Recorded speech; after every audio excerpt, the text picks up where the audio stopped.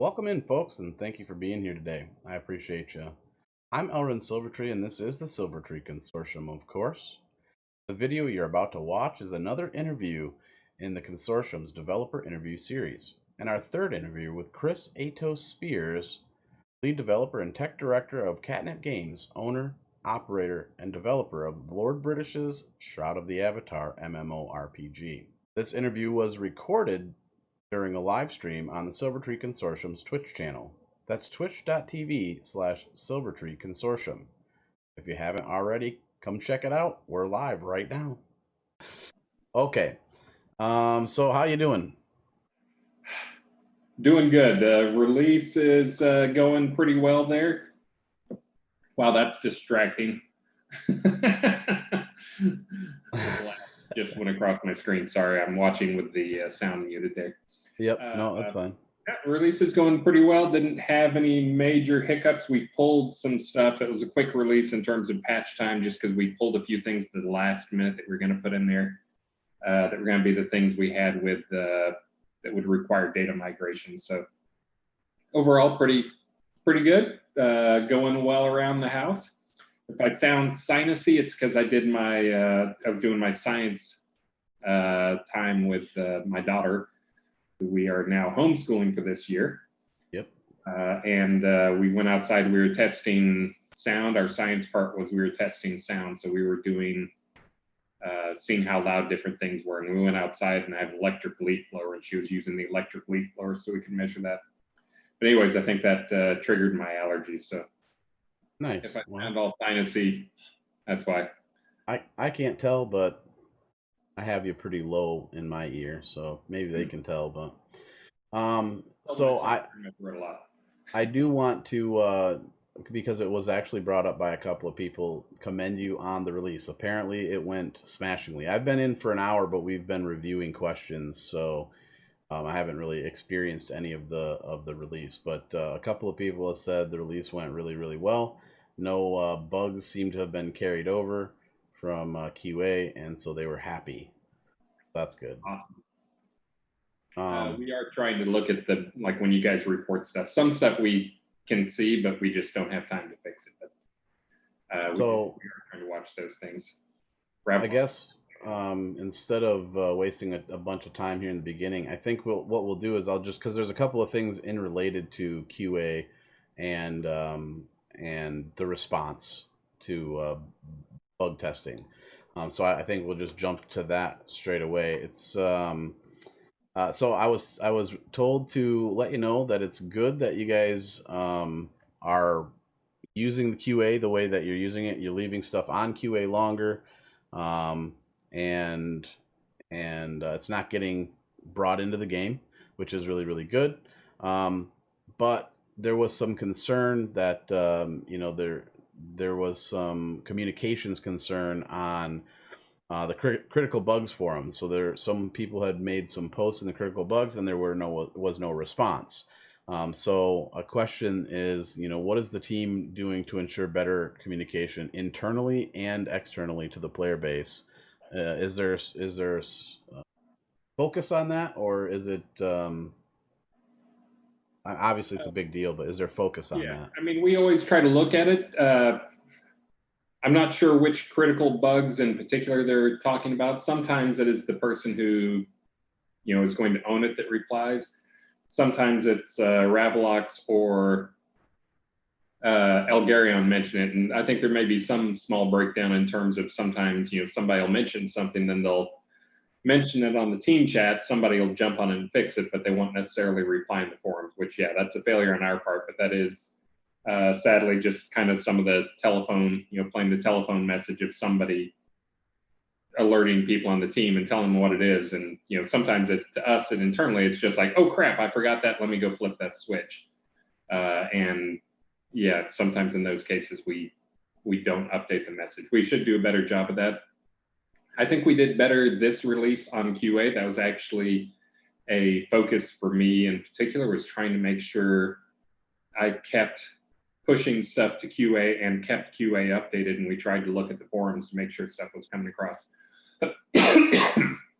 Well, it seems like you guys did good because nothing made it into the game as far as we can tell. But yeah. There's a lot of polished stuff that I wish there was. The food stuff for me was one of the big things I was hoping to work on, and I think just again due to some internal team miscommunications and some people having a few days off here and there, and I think just some wires got crossed. That didn't get done until later than I had hoped. But overall, it is getting close. There's going to be some more recipes that'll fill in some holes.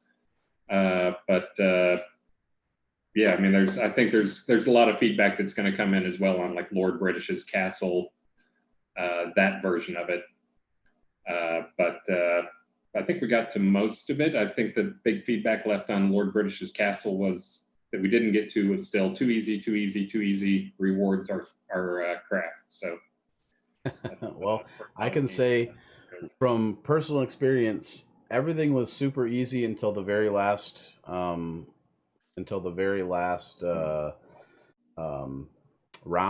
and then it was pretty hard. But I think it was Gwen and I were able to do it. I think it took us 3 tries.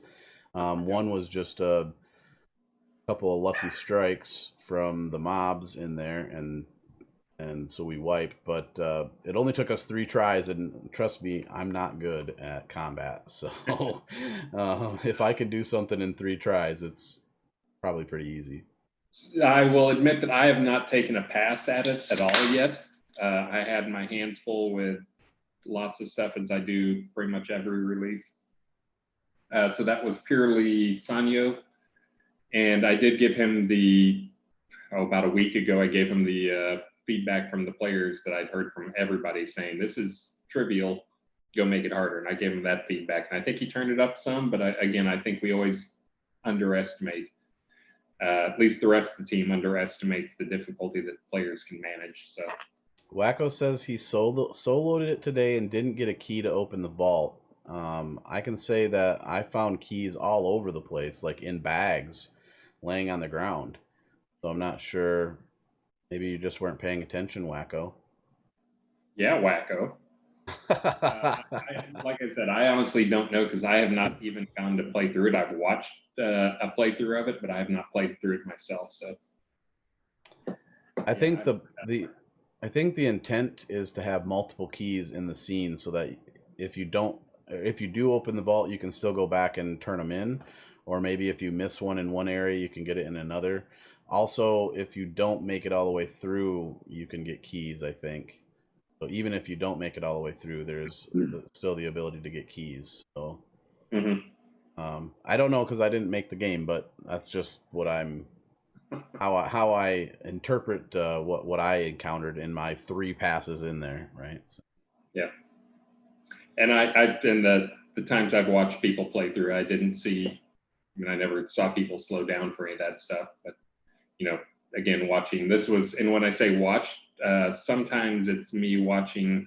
I don't know if I saw anybody stream it, but I watching as in I go in a ghost and I like fly around and follow people to see what they're doing. So I don't get a full clear vision of what, when they go and pick up something, we don't have like a stop and pick up and you can see them pick it up. So, but yeah, so I didn't have any exposure to when they got the keys. All right, so I think we can move on at this point. Good. I think it's cool. I really, one of the things I'm a little upset about with the Lord British's castle, and it's cool. It was a really neat zone, but I want a town. So there's that little town when you first zone into that area, and it's not something you can go into yet. I think it's intended to be like either an adventure scene or a little town, but for whatever it's worth. I think a little town on the outskirts of the castle there would be really cool. And so that's kind of been the number one feedback I've had from people talking to at a Lord of the Isle like one-on-one, and that was one of their big concerns, and that's been the big concerns of a lot of people is, it's Lord British's castle. I mean, it's a cool scene. If it'd been like, Bob Smith's castle or Elder whoever, Wizard whoever's castle. But they were actually a little upset because it was Lord British's castle, and that's not what they were expecting for Lord British's castles, especially those people who are more focused on story stuff and quest stuff. So That is something that was brought up, and I think that he did the zone really well, but I think that's one, and I think we even talked about this on stream, but there's going to be some more stuff that'll happen that maybe unlock the other version of that scene, that it's more of a story scene rather than just a challenge dungeon type scene. And again, I think that's something that a lot of people have expressed concern about. So Taser here's got an interesting idea: a real boss at the end and a big baddie that led the invasion. I like that idea, but I'm not. Again, it's probably there may be something that there may be a reason why it's the way it is, right? So the creatures in it will probably change up. We did have a meeting to talk about what the actual fights were going to be in it. We just didn't get to them this release. Some of that is on me. When we have these 4-week releases, like today's the 24th, so it was a 4-week release, and I usually lose. You can count on me losing a week on the front and the back, which gives me 2 weeks to work on stuff. I just didn't have time to get to some of the stuff we talked about. The other thing is getting to some of the rewards and adding some more recipes. Again, I ended up losing more time than I expected on the food stuff, just due to internal team miscommunication, that I ended up doing all of the changes myself, including the data side changes. So, but yeah, so there's plans that it's going to continue to change, and that one will probably be one that, the layout probably won't change much, but the actual creatures that are there, you can expect those to change. And again, the loot, we did have a meeting just on the loot, not just for that scene, but for a number of the new scenes in episode 2. Okay. Yeah, that's unique loot. And there's a bunch of stuff that'll be coming. I think players will find interesting, and I think a couple of them are things that will also help pull more players together and want to go meet up or have their guild work together on stuff. So there's a couple of questions in this list that will touch on that. Maybe we can get some insight onto that. But I want to touch on this next one because I think it's important. Not many people think about this, but someone did because they brought it up. How has the work with advertising been going? Is that something that you guys are still working hard on, or is it kind of to the wayside now? No, it's something I'm not working hard on it. Again, I mean, there's a lot of work that can be spent. I probably spend maybe a day, maybe 2 per release. Again, my time goes all over the place. Sure. But maybe a day of time spent on advertising. We've had, again, I've been messing with some of the Google ads, and that's really more about continuing to spend the same amount and hopefully increasing the number of clicks we get through things.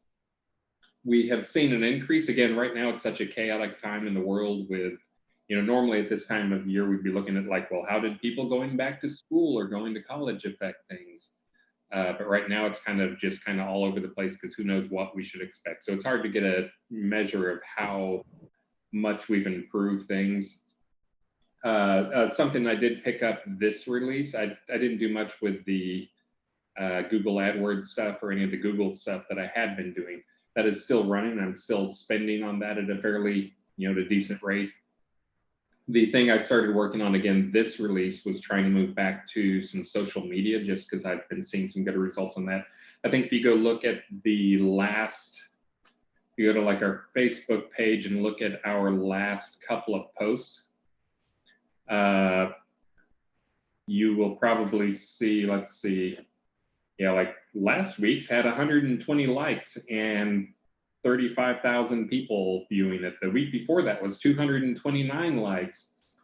I know this will shock you, but there's not that many people who have liked our page who are going and clicking the like button.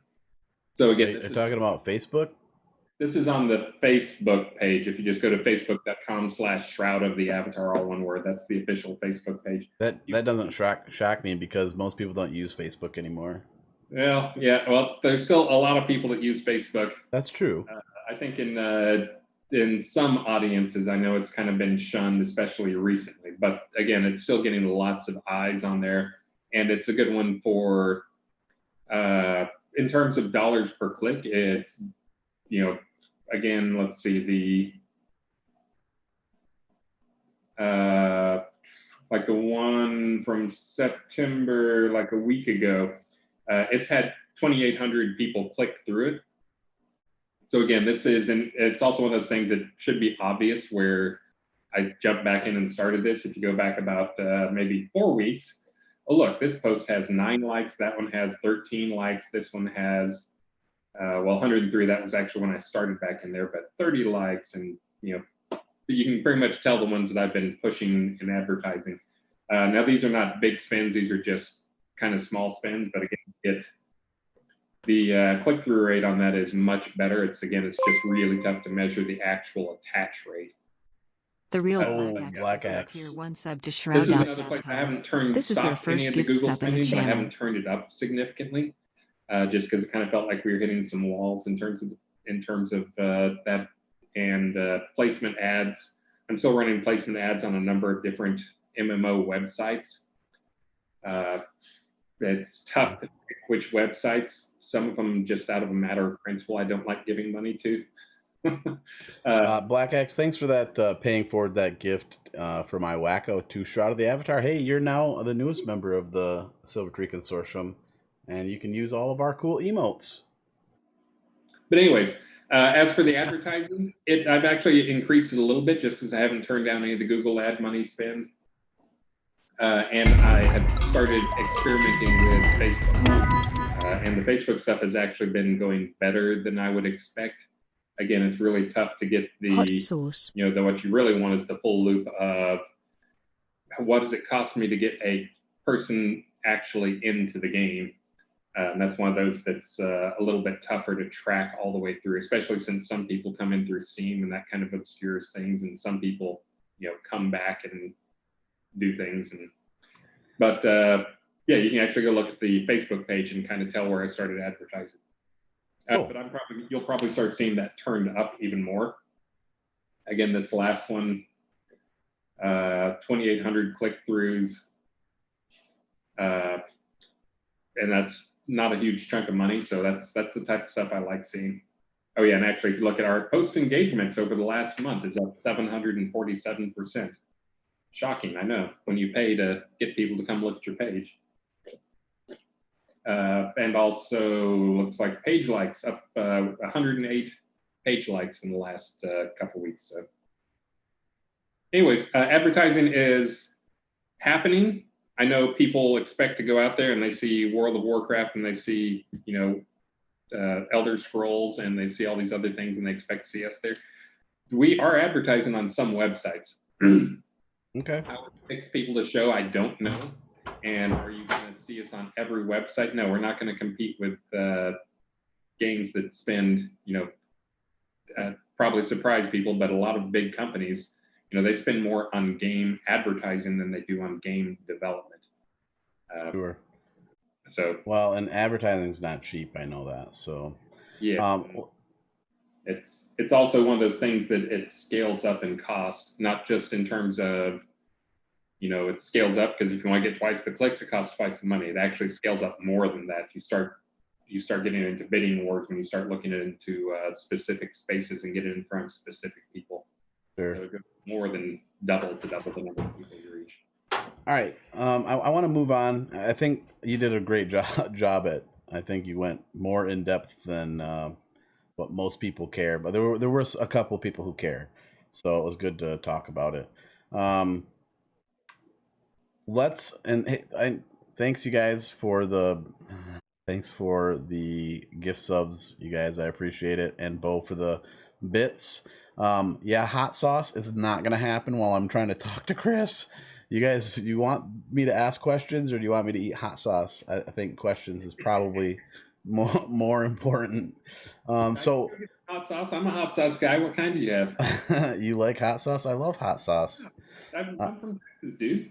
I have this, and so there's 2 of them missing, but I have this thing.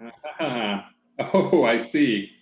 And the top one is 2 million Scoville, and it I was smart enough to make it a bit goal. but I wasn't smart enough to make it higher than what it is. So I haven't done it yet, but I'm gonna do it after we're done. I'm not gonna do it well because I haven't done it yet, so I have no idea the heat that's involved in that one. But I did number 9 yesterday, and it was very hot. But we'll do questions first, like Sage says, and then hot sauce after. But feel free to keep throwing the bits in, and we'll do hot sauce when we're all done. So onward with the questions. These are going to be all over the place because I just compiled them as they were asked, and I moved some around to try to get them together so that I wasn't asking a weird range of questions all over the place, but there's still going to be a little all over the place. Next one is the team looking to do? Is the team looking at working on player dungeons again? There's a lot of little things like lighting and deco surfaces and transitions and stuff like that that could really increase the quality of that system and make it more playable, beneficial, whatever you want to call it. Yes, and that's actually one that we just started picking up again this last release, even though we didn't make a big deal about it. I may have tweeted about it, but there were actually a couple of nasty bugs that had been making at least me leery of adding too much new stuff or doing too many new things on it that I'd had on one and only as the guy who had done it and had more free time than me to work on stuff. But there's some nasty bugs in there that would occasionally just destroy your dungeon or cause lost pieces to appear. So I think we got those fixed this release. There were a couple that were order of loading, and it just was basically a coincidence that the dungeons usually loaded fine. There were some issues where you have to imagine like you have your dungeon and you add a piece to it. Well, that's always going to be piece number 1. You add another piece, that's piece number 2, that's piece number 3. Well, it's actually keeping these things in order. So there were a lot of pieces situations where you could, by picking up pieces and placing and moving and other stuff, the order would get such that a higher number piece would get loaded before the piece it was supposed to be attached to. And it would then, piece number 85 would load.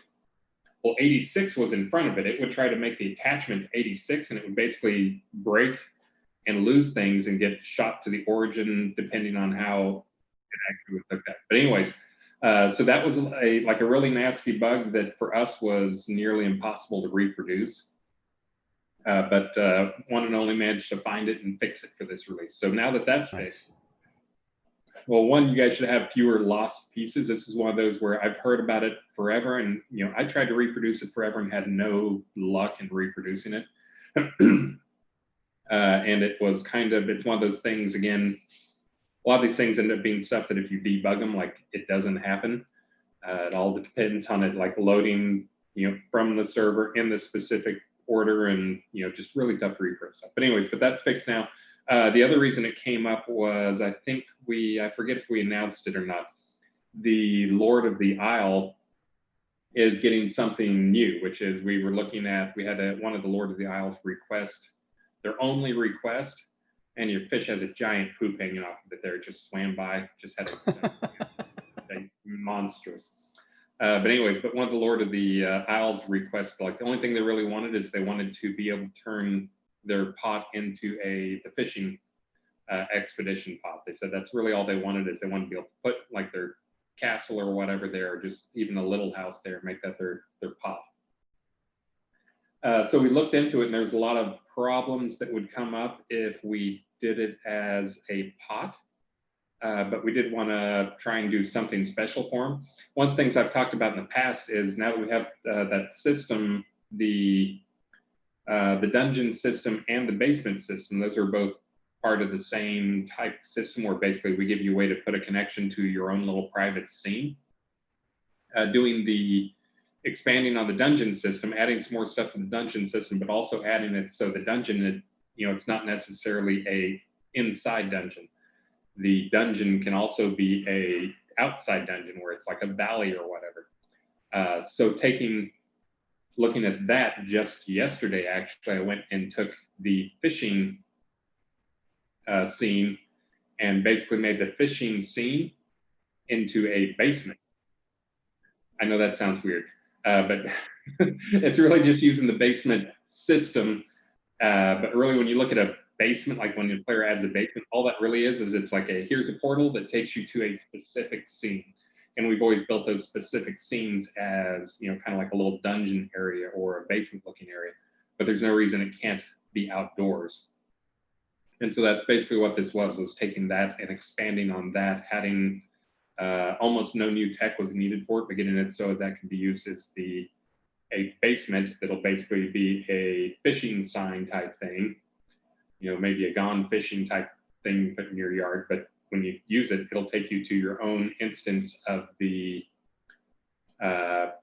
fishing scene, the fishing expedition scene, except it's set up just like a basement would be, where it's got deco surfaces all over the place, and you can go and deco any part of the island. You can deco the house. You can deco the boat or something like that. So Yeah, that would be really neat, and especially if you can put them in basements or dungeons per se, because I'm not necessarily the fishing expedition, but like you said, a valley. So you could have a dungeon that spills out into a valley for the end of the end of the quest or whatever.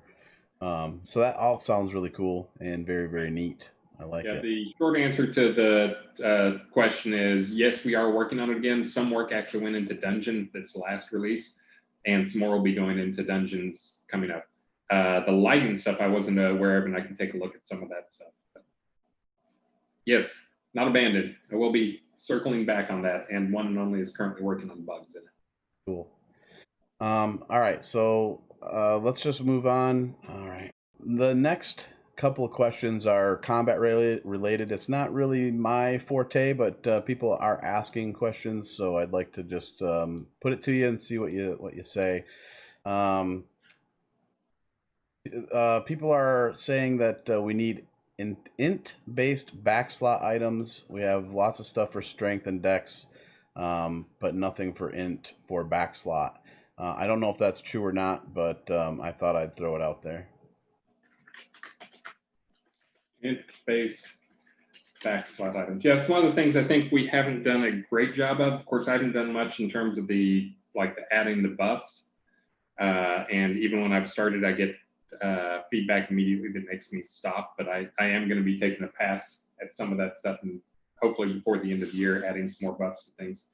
But we haven't done a great job of balancing for the different play styles. And it's not just the int strength dex guys. It's also, like, for instance, I just did the food, and I got down to the end of the food and immediately was like, well, I got to add like 6 more foods, because going over the foods, it's like, wow, we have way too much junk for fire. We have, not enough stuff for air magic or earth magic, and nothing at all for death. Now, some of that was just because I took the food buffs that were there already and tuned the numbers they have, but I didn't change, like if it was fire before, I left it fire now.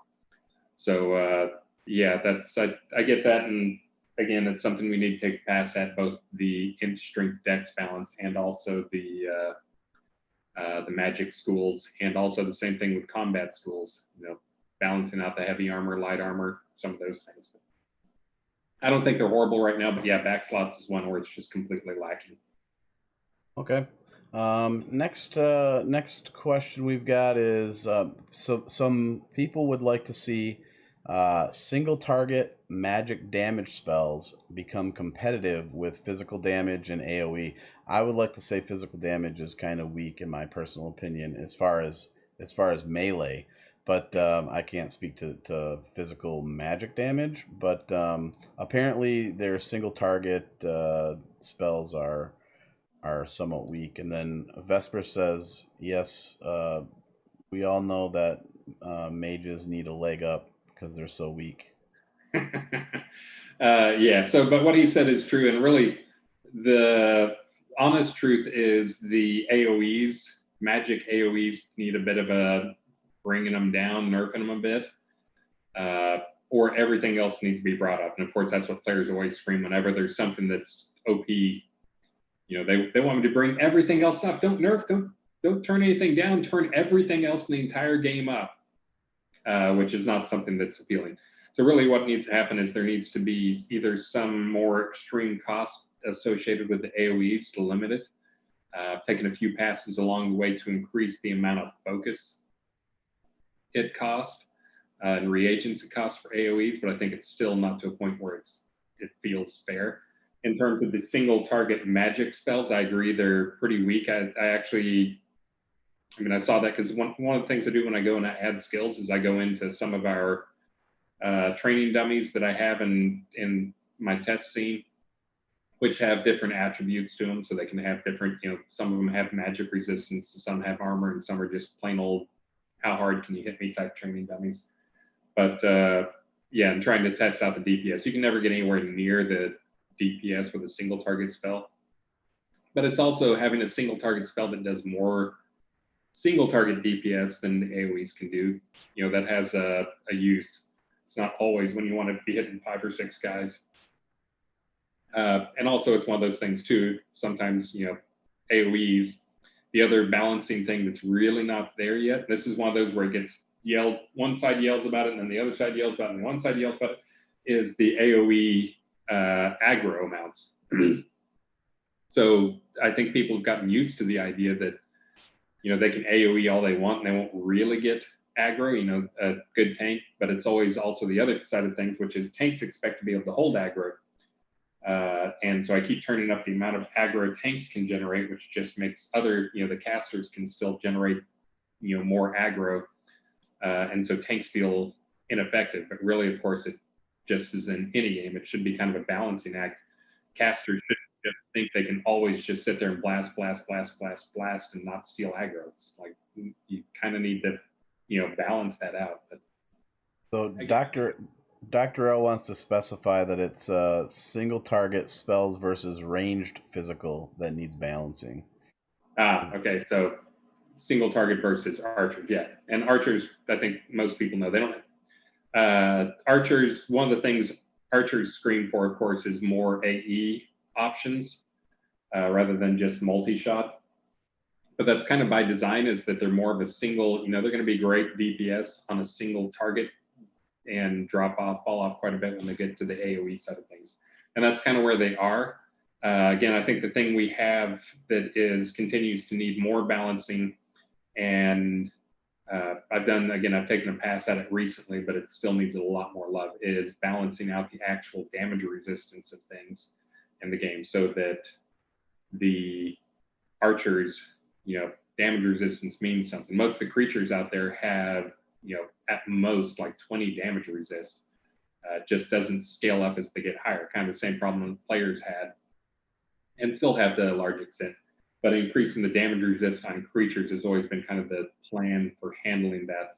And right now it's just not scaling. That's one of those things that I continue to do as we move into episode 2 stuff. I think most people know that a lot of the stuff for episode 2 is moved over. So rather than it being 25 variations of a single creature that we have to go back and hand tweak anytime, let's make, increase damage resist on these guys. Well, it's great. Now I got to go tweak 25 creatures.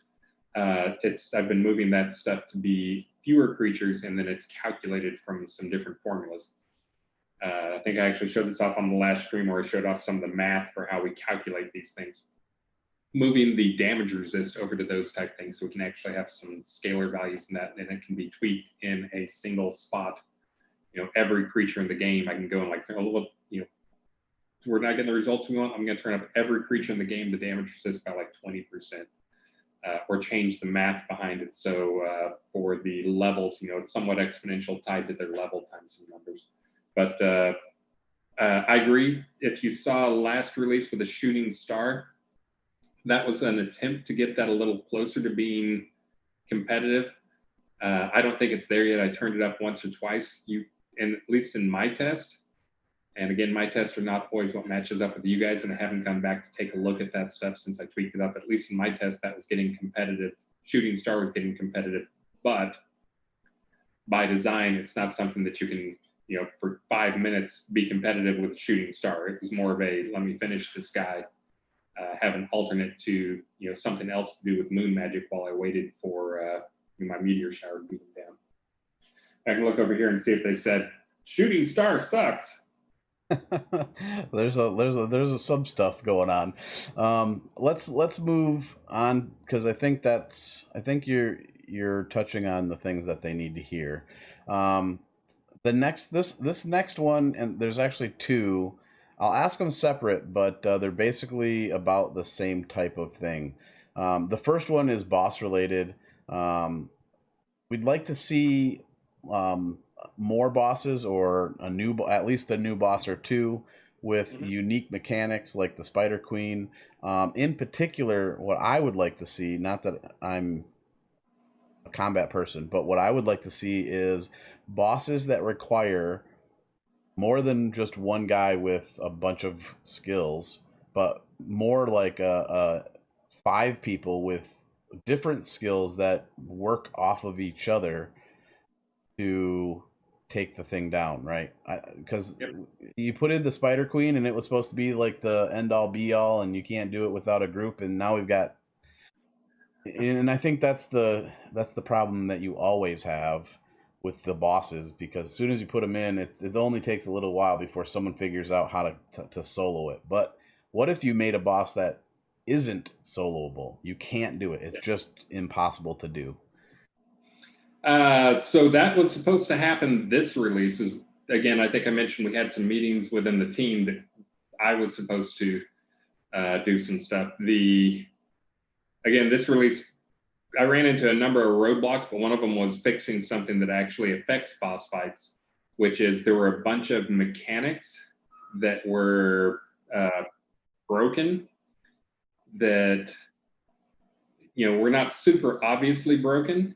And it's actually one that manifests, I don't know if he's even out there, but this is one that Snugs had harassed me about endlessly because it was, he didn't know what it was, but he just knew his pet was not getting faster when it was supposed to be getting faster for the attack speed. He knew that attack speed buffs for pets were broken. So I actually that was probably 2 days of my release.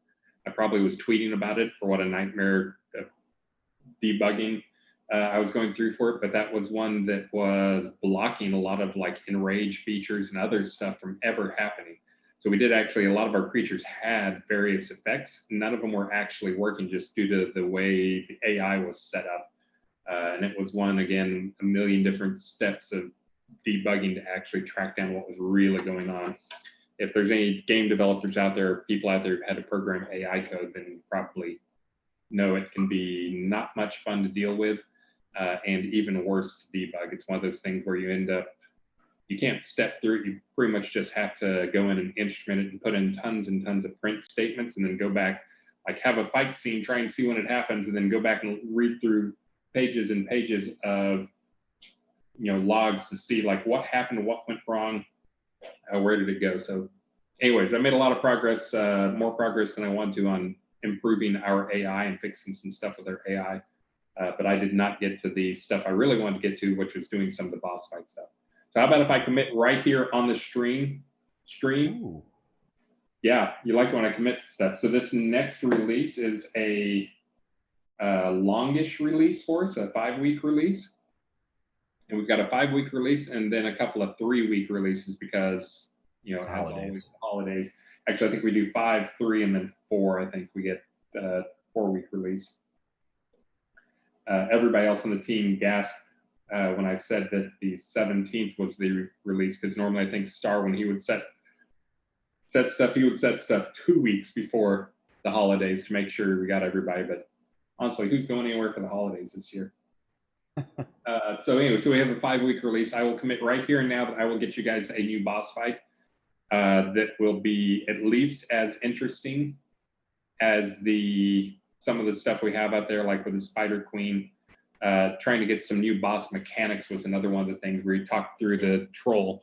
And again, that's one of the things I'm going to be experimenting with, and you'll probably see it on QA within the next week or so, is I know this will shock you, but having AIs that actually have collision volumes that are associated with them.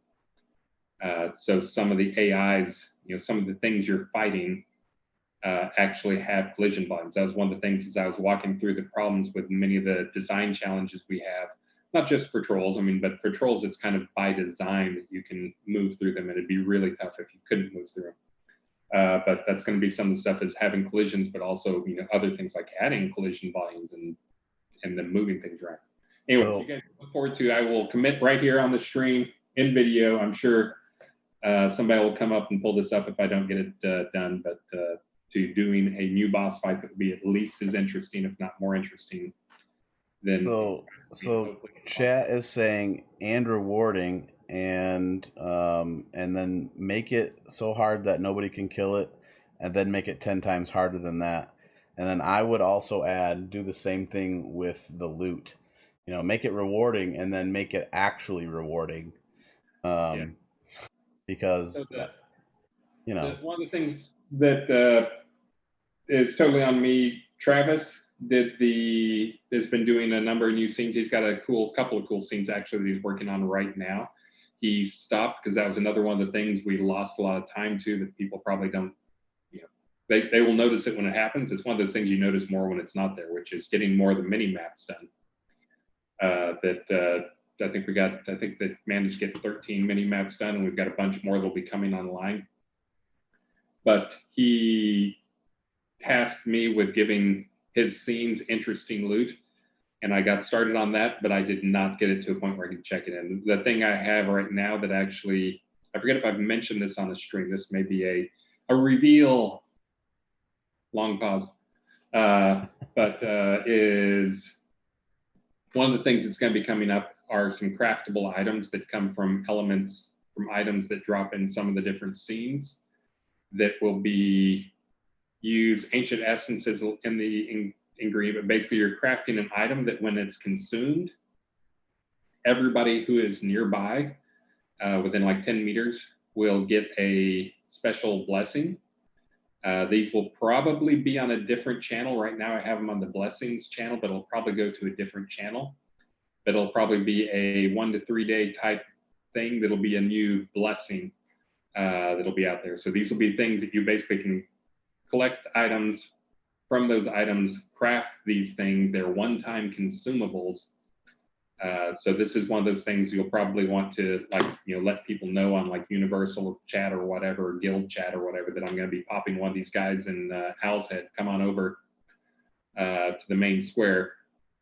Got to do it in 10 minutes. And so it'll be one of those things that's rewarding, both in terms of you get a pretty cool buff that's unique, but it's also one of those things that everybody around you will get it, not just people in your party. So it could be 20 or 30 people getting together to do it. So again, that's one of the things, but that's just one of the items. I'm trying to make sure and get consumable elements in there as well as other loot. But that'll be one that'll be coming on soon. Yeah. And let's see. I see people saying, lich spawners, because I've just looked over at chat, I probably shouldn't do. I've been trying not to do so I can look at my camera and also so I don't get distracted. Lich spawner recipe is in. Elryin is, everybody on the team is freaking amazing, but Elryin's the newest guy on the team who's absolutely freaking amazing. He's been adding so much to his knowledge of what he knows how to do, and I don't blame him. It's a lot of this stuff is fun. It's a little less fun 6 years of doing some of the same stuff, but he's been in there, and I think for him, it's kind of, you get to go play Dungeon Master or whatever, but he's been loving doing that stuff, and he's been amazing. He's the one that added the Lich spawner recipes in. You can expect him to add a bunch more of that type stuff in. The list was the map heroes. I see somebody over there shout out, although I will point out Ravelox I think Ravelox might have done 2 of the maps, which was important, and I asked them to make sure that not just List did it, because I wanted to have multiple people. So now we've got 3 people on the team between Undone, List, and Ravelox who can all jump in there and do maps if they need to. But yeah, List did, I think he did like 5 a day for 2 days, working crazy hours. He would not check in. I'm sure people probably have noticed this by now, but he would not check in the episode 2 overworld map. I'm sure he has it done to a state that we would all say, what's wrong with it? But he wanted to do more work on it. He wanted to continue polishing it. I think just because, obviously it's an important map. There's a lot of tweaking to go on with it. So that is nearly done. That'll probably be done soon. Hopefully he'll get it done in this first week. But he actually is out of town right now. He had to leave town. Was apologizing profusely because he had to go pick up his son from his ex-wife. So I'll be back and get it some more done. I want to try to get through a couple of more. I know we've got an hour, and normally this goes a little long, and I appreciate that. But let's try to get. There's a couple more that I really want to try to get to. Hardball ones. Some hardball. You want some hardball ones? How's the work on the UI going? Poorly. So probably the work on the UI, once the mount stuff gets done, it's probably going to be handed over to someone other than the guy who originally did it. It'll probably end up being one and only who will go back and make some work, do some work on the UI. That is actually one of the things I have as assuming we continue to see revenue in the kind of the trajectory it's in, we kind of expect a month or two of flattening out of revenue just because of the time of year. We usually do well, looking at past years. This is kind of a flat time, but assuming the trajectory of revenue continues and the player counts continue where they are, then I do expect to be able to add someone in the not too terribly distant future. And that is actually kind of one of the first things that I hope to add, even more so than another map builder, is finding someone who can actually help with UI, who's got some experience with UI, who's a programmer, just because, again, it is the system we have is frustrating enough that I know it's demoralizing to the person who would be working on it. And I'm trying to make sure, one of my things is always as a lead programmer type or a lead type, director type in the past, is making sure people are way, way more productive when they're both high morale and they're excited about what they're working on. No one on the team right now is excited about working on UI. And it's tough. So I think it's one of those things. It's a good opportunity for us to find a new teammate and make that come in and get your feet wet, because everything's exciting for a while, right? Even UI. But yeah, UI is currently not getting hardly any love. I expected it to get a little love this release, but that's another one. We didn't talk about it or put stuff out there, but one of the teammates actually lost their father this release. So some of this stuff I was hoping to get done in terms of the sorting of recipes. And it was one of the things I'd hope to get done, and getting some filter work done on things like the mail system and some other things. Those things were supposed to happen this release and just didn't happen due to being the year it is. That's unfortunate, and I'm sad to hear. It's never good to lose a family member, so that kind of sucks. But I'm glad to hear that it's not off the table, and it's hopefully going to get some serious love very soon. The next couple questions, these are all user interface, but it's not UI like what we have now. It's just how we interface with the game. And I want to try to get these because I think these are really important to everybody that's listening, and one in particular to me. And I'm going to start off with that one. So I don't know if you have ever been out, fighting in the world and, killing like 4 or 5 wolves at a time, and then you're like killing a wolf, and then all of a sudden now you're skinning a wolf and being killed by 4 wolves at the same time, and it's really annoying. So I'm wondering if there's any way we can get like a control for an alternate key while in combat, so that you don't accidentally go into chopping a tree or picking cotton or whatever whilst you're actually fighting something. So just make it like a shift key or an alt key, whatever key, it doesn't matter. Make it assignable, so that way you don't go in to So essentially, your interact key is The alternate interact key. Yep, exactly. While in combat, and potentially while in deco mode, because another question is sometimes moving. People end up moving around their what are they called? Workbenches. Their crafting benches when they're accidentally move it out of the scene or whatever. Oh, So so like the ability to move stuff or interact with stuff when you're in a different mode needs to be put on an alt key because it can be extremely frustrating when stuff like that happens. There's two things that hit there. One is, that, I mean, we kind of have the E as the universal do everything key, and that probably should not be. We should probably have two different keys, and if you want to assign them both, like two different events, and if you want to assign them both to the E key, you could. But the other thing I'm hearing is having an option. So, how many people in chat can chime in? How many people think you should not be, at least have an option to not skin, not mine, not interact with stuff when you're in combat mode?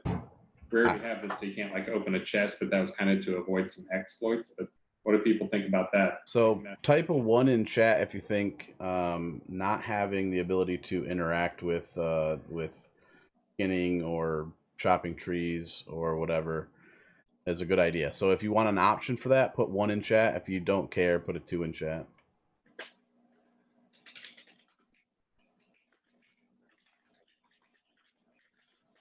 I think toggle's a good.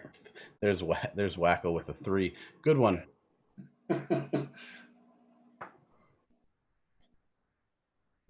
Yeah, it would not affect loot. This would be more for interacting things. Yeah, and that's kind of the problem. Is again always the challenge, and one of those things we do not do a great job at. We never really had someone who was a great UIX guy, and also just because of the way the project was developed. I mean, I think people know kind of how the project was developed. A lot of stuff evolved over time rather than being like really thought out super thoroughly and then implemented. It was really as something came online, we added in, what we needed for it. But just because of that, the E key gets used for a lot of stuff that maybe it shouldn't be the universal key.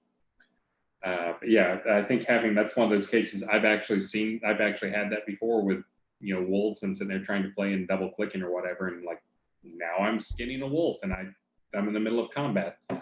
That is one of those things though, that E key, is going to loot the wolf, and effectively looting, an animal or something like that is skinning it. So that's one of those that may need some special case. Okay, I like that. I mean, however you implement it, that's fine. It's fine. For me, it's just it's absolutely, like I literally can get killed because of that happening, because I'm pretty squishy.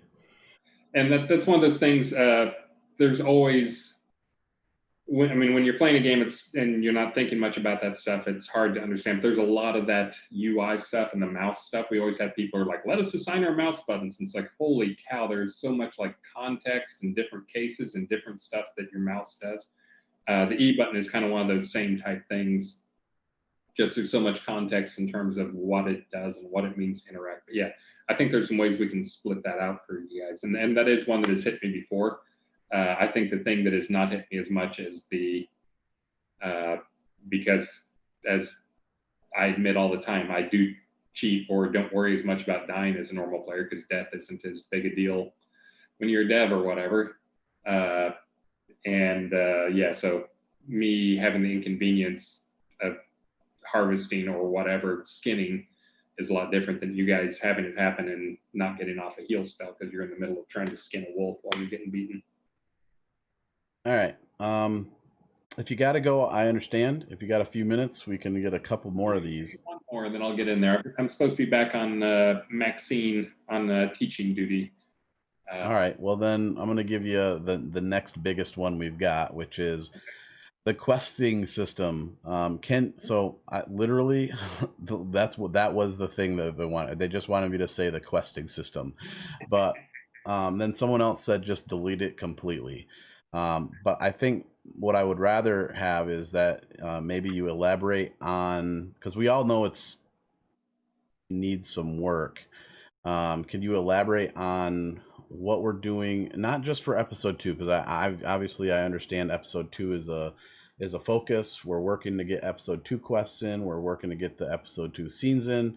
But in general, what are we doing to make it better? Because one of the biggest things for new players is the questing system. Nobody does the quests, and the only reason they do is because they're getting a house, and then once they get the house, they stop. I haven't done a single quest outside of the ones required for a house because they're just rough.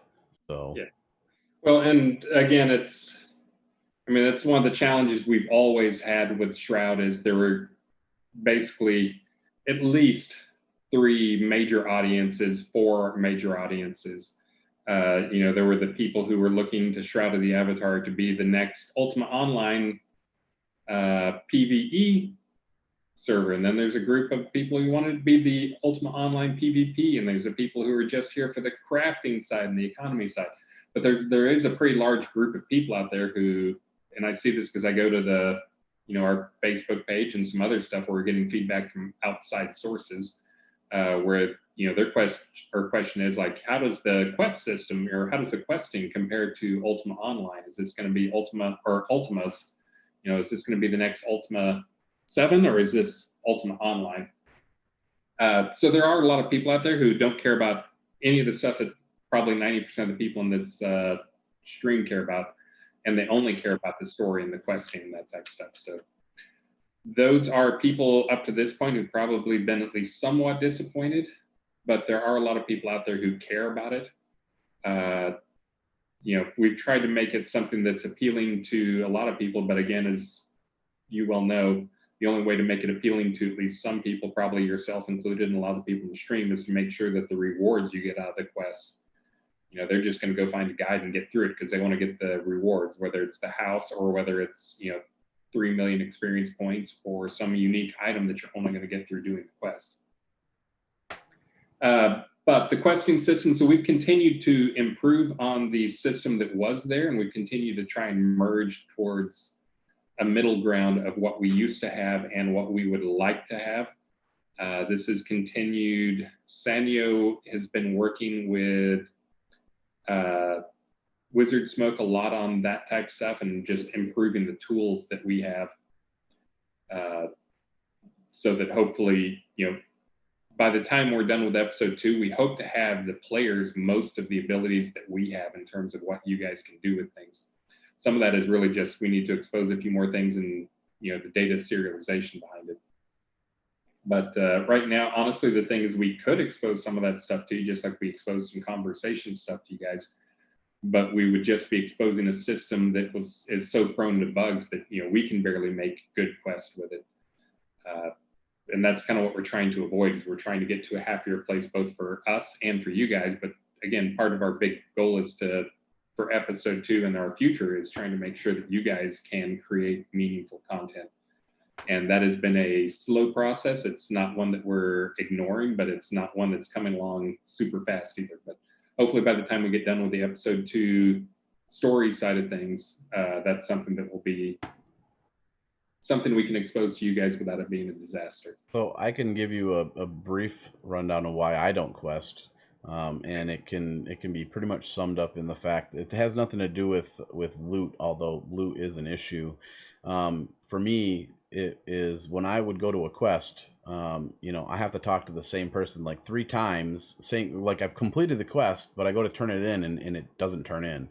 Then I got to talk to that person again. I might have to say something very specific. And actually in one of the quests, it was like I had to spell it correctly in order to get it to accept it. Not just spelled, but with the correct capitalization. I don't remember which quest it was. But and then there was a quest I couldn't even turn in. I literally, it was done. I had all of the required things, but every time I went to the person, that quest was the lady in the top level of the Resolute, where you had to turn in the ancient book that you found in the one general's tomb or whatever. I couldn't turn it in. I spent I think it was 2 weeks every time I played Shroud. That was the first thing I did, and I had video of it, and it's long gone now. But the first thing I would do when I log in is I'd run over to Resolute and I'd go try to turn it in. And I tried every type of command, every type of sentence, every type of word. There was some. There was a walkthrough for that quest, and I tried everything on that, and I couldn't turn it in. And then one day, I wasn't even trying to turn it in. I was just explaining to chat that it wouldn't turn in, and bam, it worked. I have no idea why it worked. All I did was walk up to her and double click on the lady, and then she was like, "Hey, do you got this thing?" And I turned it in, and it was fine. But I spent months trying to get it turned in, and I couldn't. And honestly, things now, if players get in and do the quest now, they're going to be way better than they were, a year ago even. There has been a ton of work. Again, the system that was set up, again, a lot of it was just the way the game evolved rather than being planned. And a lot of it was, again, this is one of those things. Imagine having a project where you don't know when things have to be done. You don't know how much time you have to do something.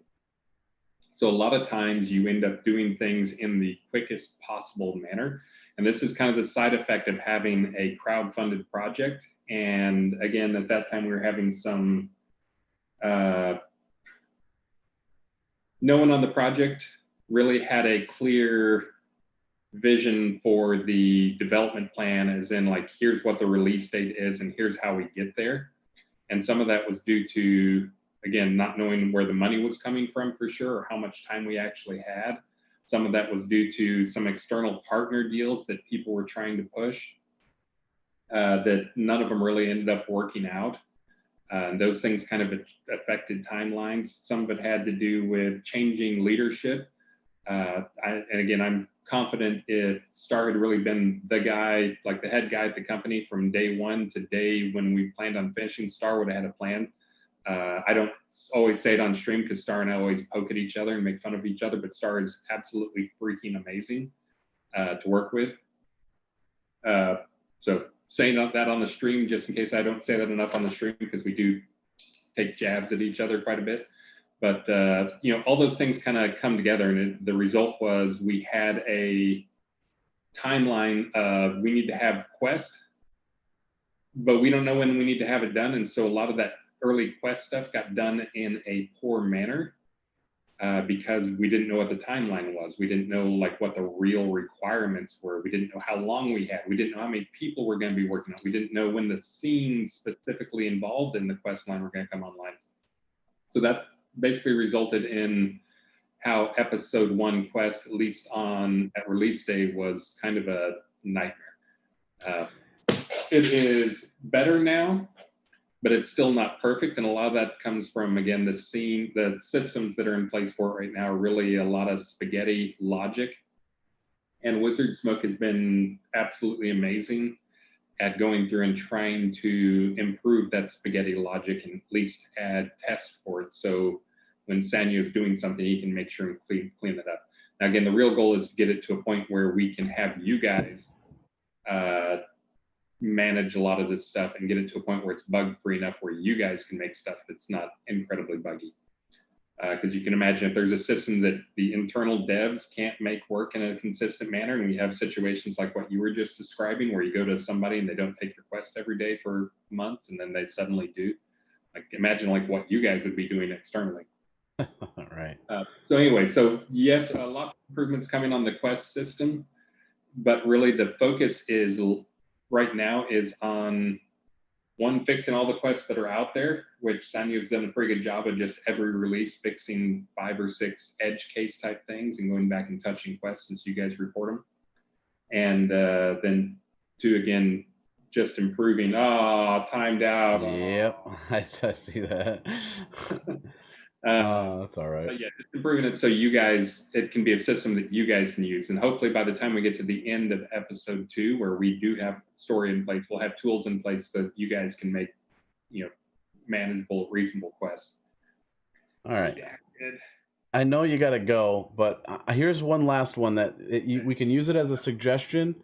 You don't have to answer if it's something that you can't get answered right now, but take it as a suggestion. This is something that a number of people, I think, would really like to see, and it will make things a lot easier for a lot of people. Vendor directory. We need a vendor directory which lists vendors, their location, has a relative activity indicator, as in it's sitting down or standing up, like someone has addressed it in the last 2 weeks or whatever, or hasn't, and has a button to create a marker on your compass to allow you to find it. So use it as a suggestion, or if you want, you can answer whether or not that's something that's feasible. That's one that comes up a ton, and I think we all want.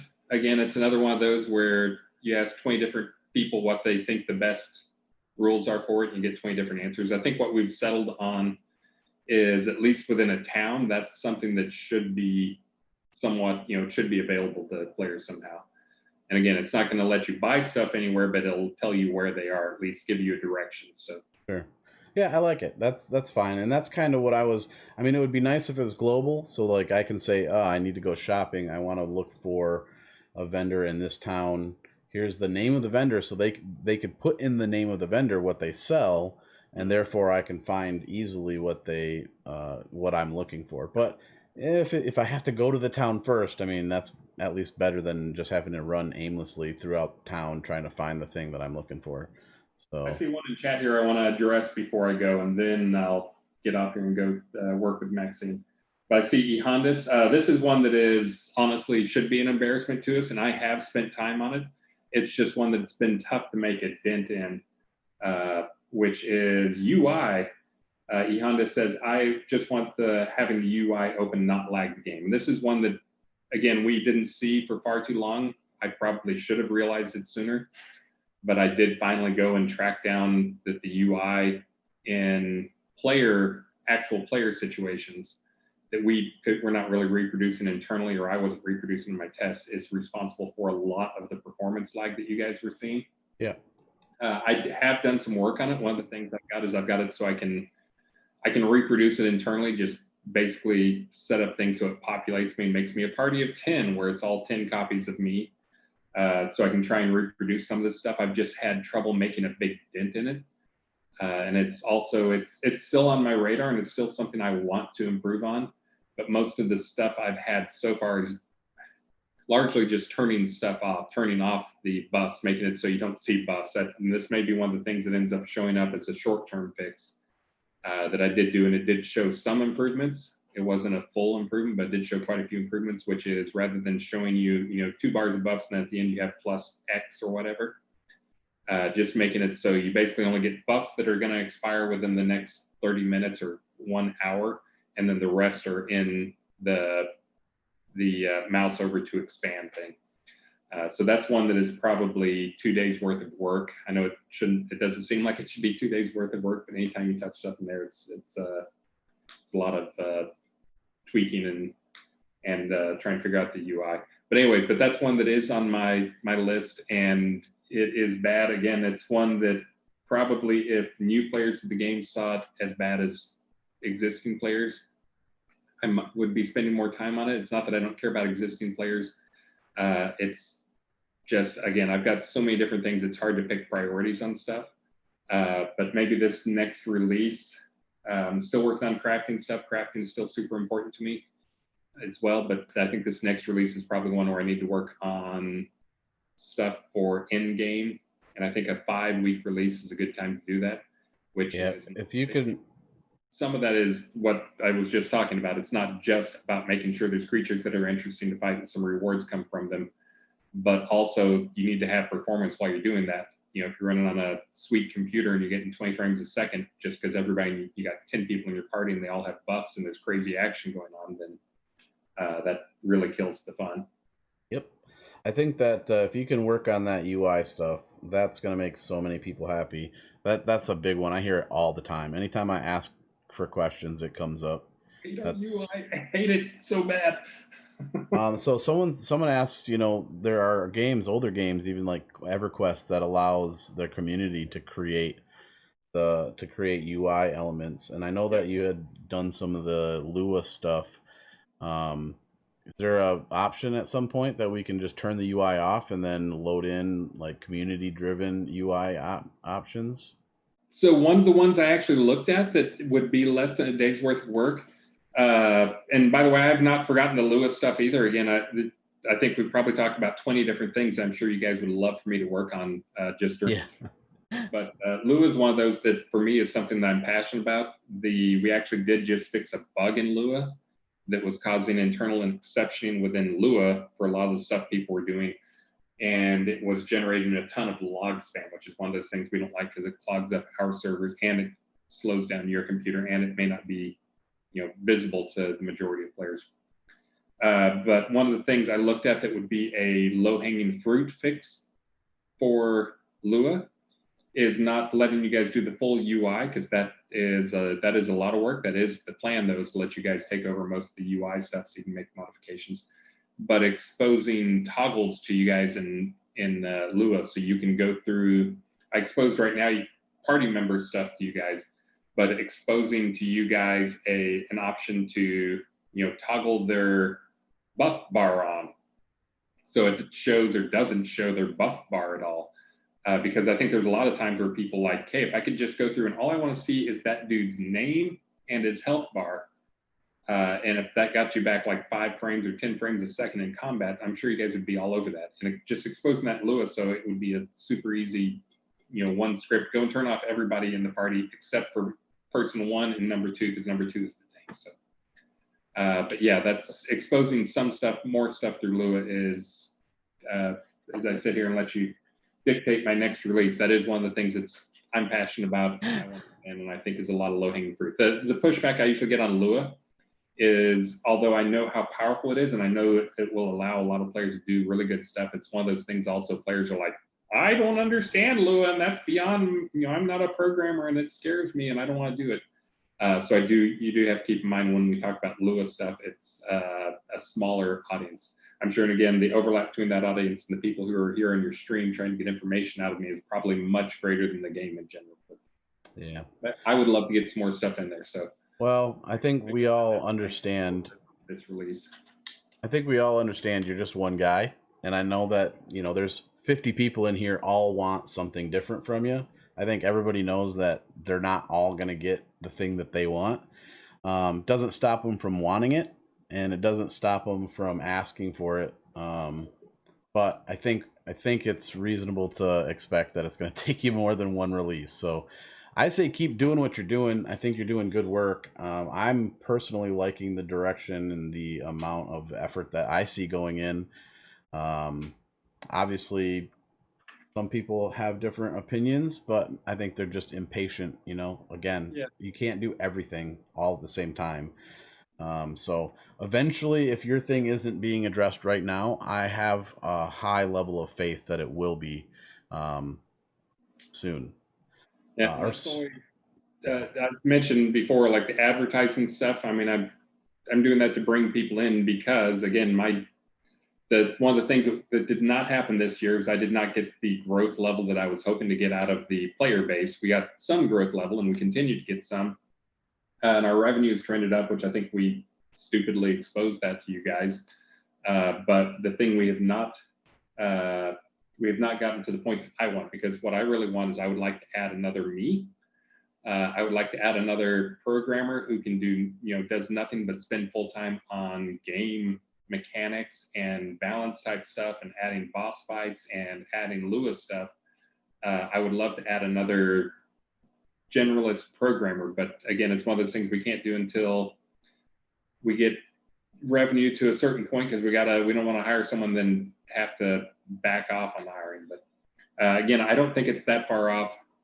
I just am going to continue to improve what I can to hopefully keep people interested and continue to attract new people until we can get to that point where I feel like we can safely add some more people. So cool. Patience, but yeah, I totally get it. It's everybody wants what they want, and they're all they want it now. Yeah, it's a lot of it is deficit stuff. It's stuff we should have had long ago, and we're just now getting it. So understand. All right. Apologies. So thanks for the patience, guys. Well, I know you need to go, so I appreciate you coming on once again. If we can do this on the next release Thursday, that'd be great. I know it's an extra week away, but that's perfectly fine by me. I think this is really good, and I think getting this interface um, is is ideal. Something else I kind of want to talk about is maybe switching up the dev. I know you're used to coming on. Maybe the others aren't, but I know Elgaryin's used to being live. So it would be nice at some point if we could, because a lot of times I have like deco questions, and then you go, well, Elgaryin's the one working on that. So it would be neat to have maybe, you know, for devs that are, for the parts of the team that are comfortable with coming on, maybe we change it up at some point in the future. It's something we can talk about later. We don't have to talk about it now, but I just want to bring it up. Yeah, I mean, we've got, I know it will not shock you, but a bunch of game devs are not super social people. Yeah, that doesn't surprise me at all. Some of these guys that you hear about occasionally, or you see fix something or do something like, you know, One and Only or Undone or Wizard Smoke, or those are pretty much engineer type. They don't want to be on camera. Yeah. I think they've been on camera like maybe 5 times in the past 5 years. But some of the guys, like List is good about being on camera. Travis, we've had Damon on a few streams, but again, he is freaking amazing and just such a wide set of talents, but he also is pretty focused in terms of what he does. And he does not focus much on stuff that players really see, other than if you want to talk about like, you know, new gear that's coming, or the new creatures that he has that are going to be coming up. We'd hope this release, but now probably next release. You know, he can talk about that stuff, but again, it's not enough to probably fill a stream for you guys. So sure. Yeah, no, that's fine. It does, I mean, as long as they're comfortable, obviously I'm not asking to make someone uncomfortable, but I think it would be neat to get the opinions and points of views of other members of the team if they're comfortable with providing that to us. And I think the community would enjoy seeing it as well. Yeah, Sanyo, List Rostov, Keith, Travis, Elgarion, Ravlox, like all those guys are pretty good on stream. Most of those other guys that I named off there, not as good. I mean, I'm sure they can talk up a storm, but they're just not really that comfortable with it. So, yep, yeah, I get it. That's cool. All right, well, thank you so very much for coming on today. I know you got to go, and I keep saying that, and then I keep holding you on. So, so last thing here before I do my sign off or whatever. I see I'm 30 minutes over now. Make sure and start off the next stream with let's talk about your boss battle and the loot you added this week. Oh, trust me, that's the first thing we're going to talk about. And I'm hoping that I'll have at least enjoyed it at least once on QA, so that I can speak somewhat intelligently about it. All right, sounds good. All right, thanks, man. Thanks for having me. See ya. Yep, have a great day. All right, everyone. I hope that you've enjoyed this interview and that you've come away with at least 1 or 2 questions answered. If you've come up with any additional questions that we didn't get through, be sure to come to the stream and let me know. I'll do what I can to get the question asked next time I get a chance. Also, don't forget to get on over to the Twitch channel and drop us a follow if you want to see more amazing content like this. Shit is a fucking, it's a mess. My life is a fucking hot mess right now. 27. That one is Shattered Dreams. That sounds like my life. I think we already covered this once, though. Very large, swollen blue balls. And they look swollen. They look swollen. I don't know what you want from me. Shit. Oh, fuck. Look, slow down. I can't. Okay. What the fuck is that guy? He's got a shield. Try to kill him while we're here. Necromancer. Fuck, we're so screwed. Ricardo Queso. Ricardo Cheese. Richard Cheese. Dick Cheese. That's what that is. No need to be sorry. It's fucking hilarious. It's a fucking shit show.